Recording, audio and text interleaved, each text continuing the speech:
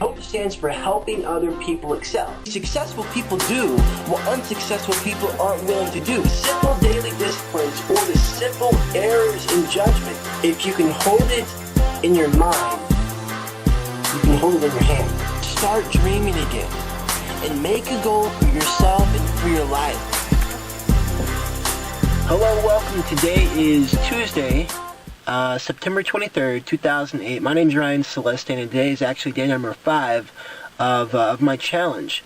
And if you're wondering why it's so dark, it's actually 10:35 at night, and I'm getting ready to go run, and I'm in my car.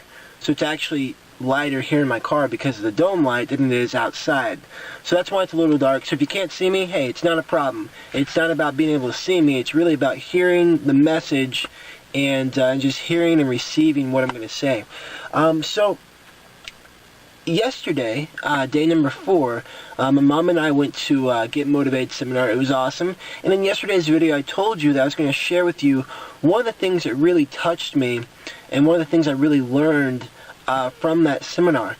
And it was awesome because I was able to see Zig Ziglar speak and hear him speak. And you know, I have a lot of Zig's material, and but I've never been able to have the opportunity to actually see him live.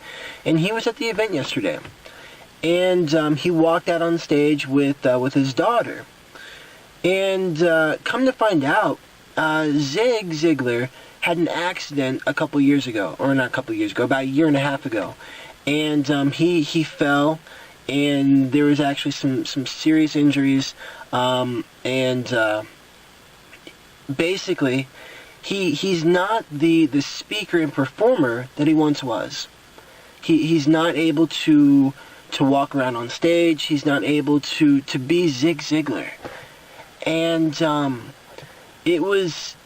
I was inspired to see him up there doing his thing. One of the things that his fall affected was, I think he has a problem with his equilibrium. So I'm not sure the right terminology, but it's something to do with vertigo. But he has some problems with his equilibrium. At the same time, he also has short-term memory loss.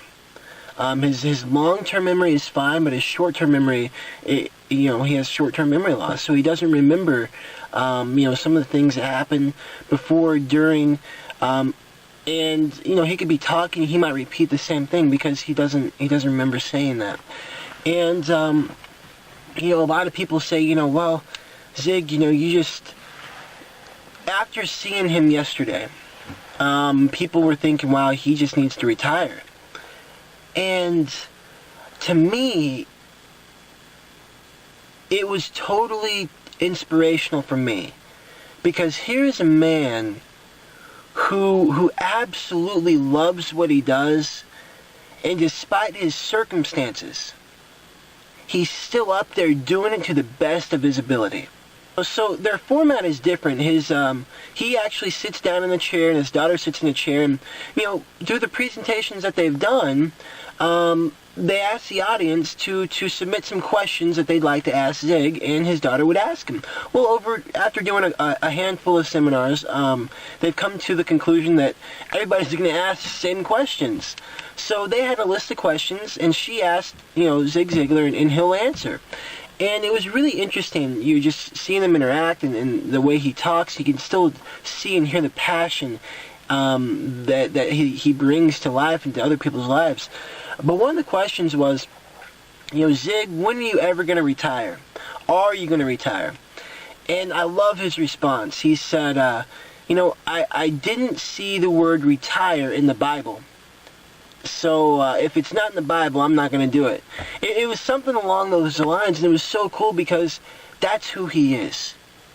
That's his passion. That's his purpose. That's his calling. And he's going to do it until the day he dies. And that truly moved me. It inspired me because, he could have stopped years ago. And you obviously can tell he's not doing it for the money. He's doing it because he loves what he does. And nothing will stop him. Nothing will stand in his way. And despite his circumstances, despite his injuries and his inabilities to present the same way he used to present for the last, decades, he's still out there doing it the best of his ability. And I look at my life, and I look at some of the things that I've done in my life, and sometimes I make excuses. Well, I don't want to go run today because it's cold, or it's hot, or I'm tired, or I don't feel good. Nothing's wrong with me. But yet I make those excuses. And it's not just in the running area of my life, but it can be in multiple areas of my life. And I'm not sure if you can relate to this, but sometimes we just make excuses. And that's what I really got present to. It's just like, you want the greater things in life, you really have to get committed. And you have to get serious. And I'll be honest, right now it's like 10:40. I don't know what time it is exactly, but like 10:47. And I'm in my car getting ready to go run, and I don't necessarily feel like running. I don't. I'm tired. I have a headache, and I haven't eaten very much today. But I'm gonna go run because it's not about today. It's about the long-term goal. It's about what I want for my future, and in order for me to get that, I have to run today. So that's what I'm going to do. So I was really fortunate to be able to learn and see Zig and hear his presentation, because it was really, really moving for me to see him up there, to see him doing his thing, to see how committed he is to not only to his purpose and his calling, but to the people there. So that's one of the things that I'm looking at to kind of take control of in my life. Really look at what I'm doing and stop making excuses, and really getting committed to what I want. So I throw that challenge out to you as well. Stop making excuses in your life, because there are people out there that yet we may be in a better situation than they are, but they're making the most of it and we're not. They're taking advantage of opportunity and we're not. And we're sitting on the sidelines making excuses. So that's enough for me. I'm getting ready to go run, and I hope you have a great day, and I look forward to talking with you soon. Remember, never settle for anything less than what you truly desire. Most importantly, truly deserve. Have a fantastic day. What's possible for you? If you stand in a realm of possibility where anything is possible, and there's no limitations on your life, what is possible for you? What can you accomplish? What can you do? What can you achieve?